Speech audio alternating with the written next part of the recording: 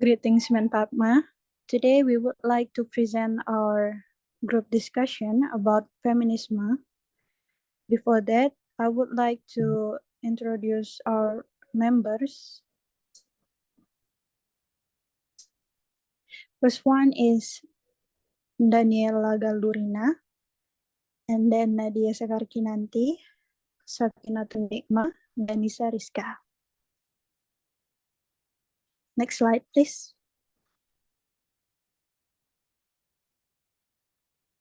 Here is the content of our presentation. 1 is introduction, 2 historical development, 3 summary. Next slide.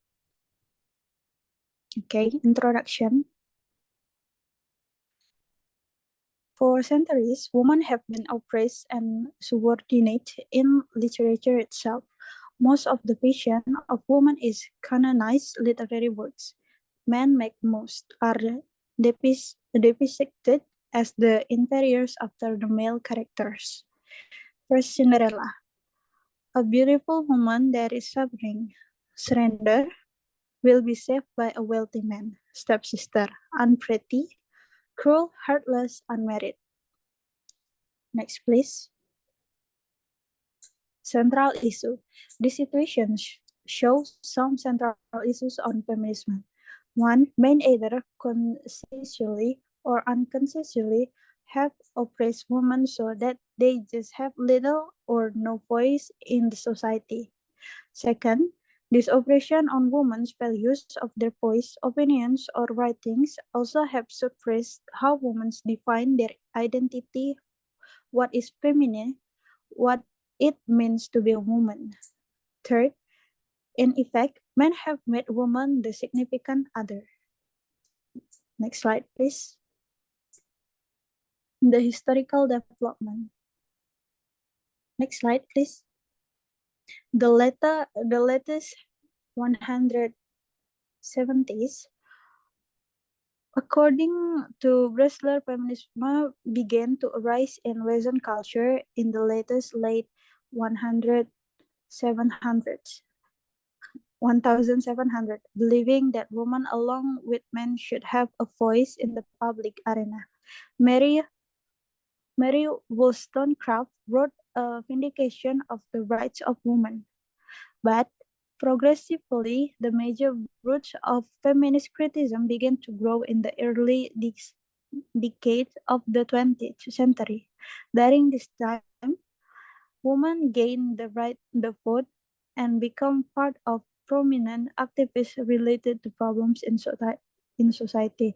However, apparently, the equality of both women and men has not reached yet. Next is about it's about 1.5 century.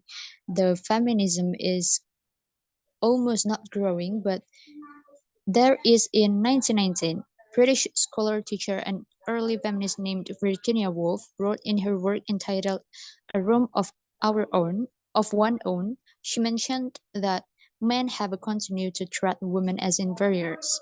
Man controls every part of the society, even to define what it means to be female.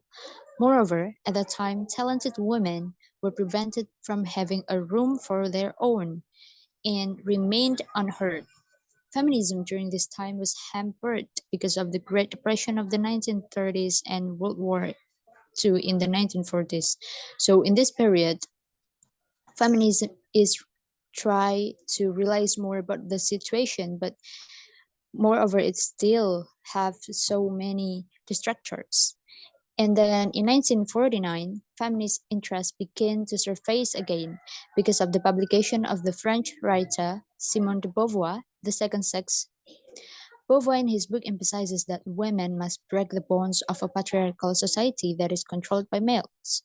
Women must define themselves as a significant human being who have the same right as men, so that the assumption of women being considered as other can be vanished in society. So the movement is starting to growing up. And then in 1960s, feminist issues found new voices in its political activism and social concerns. Kate Millett in Sexual Politics, 1969, stated that A female, one sex, is determined at birth, and a woman, one's gender, is a social construction. The prescribed roles dictated by the society is what Millett calls sexual politics. And in this period, feminism worked to against this dominance. Women must establish female social convenience for themselves.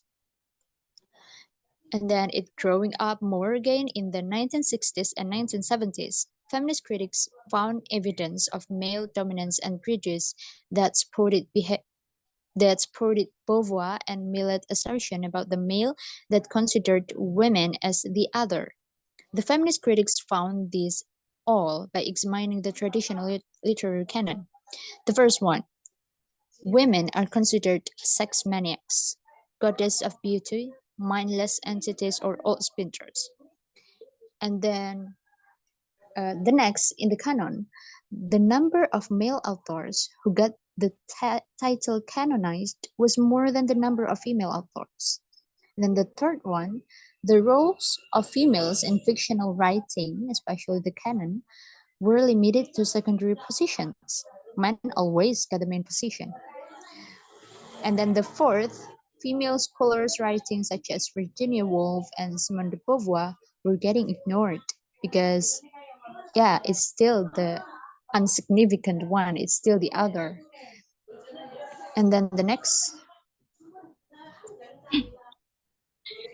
And as time goes on, other feminist critics start to appear.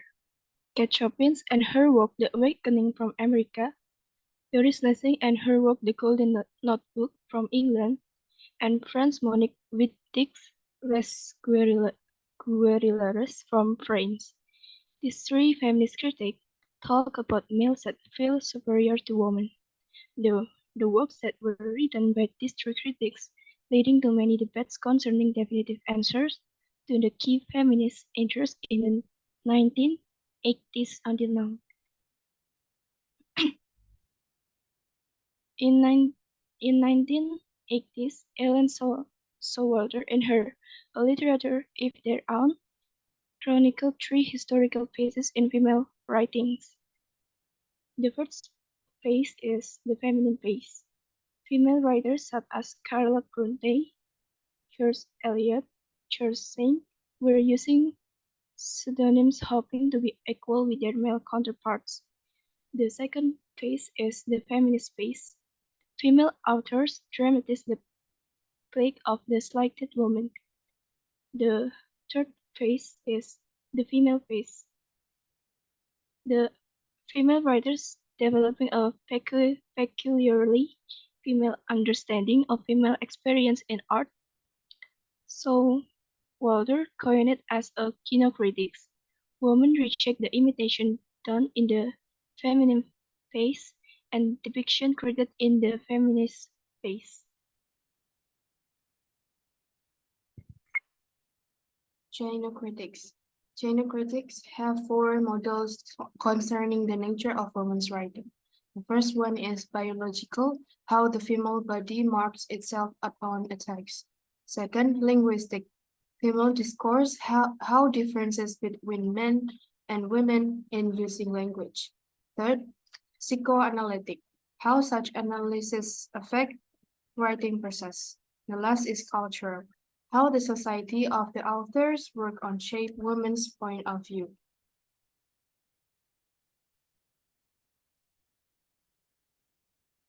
Furthermore, there are three geographical strains on Western feminism. The first one is American, essentially textual, stressing repression, and then British, essentially Marxist, and stressing oppression. The last is French, essentially psychoanalytic and stressing repression. In addition to the three geographical strains on feminism, other significant feminisms such as Black womanist and lesbian feminists transcend geographical boundaries. So no matter what they emphasize in theory, all feminist critics assert that they are on a journey of self-discovery that will lead them to a better understanding to themselves. Moreover, feminism goal is to change this degrading view of women in the society. It is not about putting women over men, but to achieve a society where both voices are equally valued. Women and men must have the same worth to make it a better society for both sides. So that's all the our presentation. Thank you for your attention.